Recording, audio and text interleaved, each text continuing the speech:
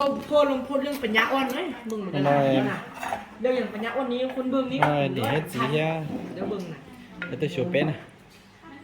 ตัวชูเป็ดเทียตัวหมูเทียงกับตัวเทียยี่ละเด็กกับตัวเนาะตัวแต่ตัวเทียเอ้น้องกับไก่อย่ายี่มอตัวไก่ตัวเป็นน้องเต้ยี่ตัวเจี๋ยมาเนี่ยลาบบัว ลูกจะเอาอย่างกันอย่าง รสชัวนั่นเหรอนะรสชัว จะเอาอย่างกันอย่าง ก็คือคนแล้วเราไม่กินคนดีเขาต้องนำเงินกัน พอดีค่ะ แม่เนี่ยพวกลูกก็เคี้ยวกิ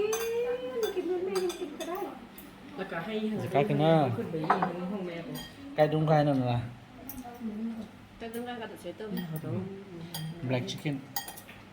แบล็กชิคเก้นกินอย่างก็เอากินเอา fish กินอย่าง ติ เอา โค เลย ลาบ ก็มี กินอย่างเลย เจ้าไก่ตะก็กันมันอยู่เนี่ยไก่ตีลูกจะเป็นไก่ดูดำ มันคืออะไร ไ